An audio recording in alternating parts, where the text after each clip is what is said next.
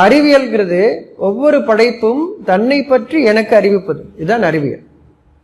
அப்ப எந்த மனிதன் அந்த கவனத்தோடு இருக்கின்றானோ அவன் அந்த அறிவை பெறுகின்றான்.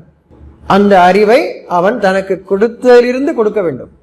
இறைவன் ஒரு மனிதனை தேர்ந்தெடுக்கின்றான். ஒவ்வொரு காரியத்திற்கும் ஒரு மனிதன் இருக்கின்றான். அப்படி ஒவ்வொரு மனிதனுக்கும் ஒவ்வொன்று கொடுக்கப்படுகிறது.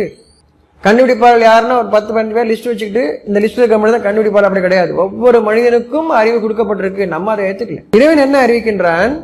நீங்கள் உங்கள் உள்ளத்தில் அறிவிக்கப்பட்ட அந்த செய்திக்கு அடிபணியுங்கள், அந்த தூய்மைக்கு அடிபணியுங்கள். அந்த மனசுல வந்த அந்த செய்திக்கு நீங்க கேட்கறீங்க இல்லையா, நம்ம ஒவ்வொருத்தரும் கேட்கிறோம் இல்லையா, அதுதான் சுத்தம்.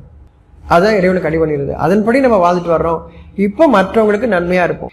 இப்ப ஒவ்வொன்றும் என்னென்னலாம் செய்தோ அதை நான் அறிந்து கொள்வதா அறிவியலாகி, அதான் அறிவியல்.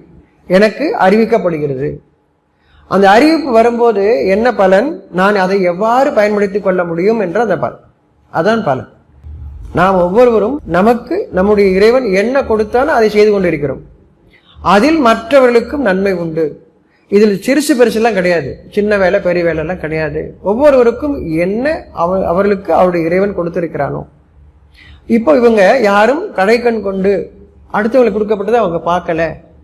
அதன் காரணமாக அவளுக்கு என்ன தெரியுமா செஞ்சுட்டு வர்றாங்க, அதை மற்றவர்களுக்கு இருக்கும்போது மதிக்கிறாங்க. இவர்களையும் மற்றவர்கள் மதிப்பார்கள். இவர் சின்ன ஆளு, இவர் கேட்ல தான் நிற்கிறாரு, வாசல தான் நிற்கிறாரு, சமையல் கேட்ல தான் இருக்கிறாரு, இந்த வேலை தான் செய்யறாரு. அப்படி இல்லை. மனிதனை மதிப்போம், நாம் மதிக்கிறவர்களாக. அவர்களை பற்றி அறிவிக்கின்றான் தன்னுடைய அடியார்கள் சொல்ற. இவர்களைத்தான் இறைவன் கூறுகின்றான் தன்னுடைய அடியார்கள். தனக்கு என்ன தெரியுமோ அதில் நல்லெண்ணத்தோட எதை செய்ய முடியுமோ அது உங்களுக்கு கொடுக்கப்பட்ட வேலை. அதில் உங்களுக்கு எந்த கெட்டனும் வர்றதில்லை. அந்த வேலையை நல்லபடியாக செய்யணுங்கிறது மட்டும்தான் உங்களுக்கு இருக்கு. அப்பொழுது நீங்கள் இறைவனுடைய அடியார்களாக இருக்கிறீர்கள்.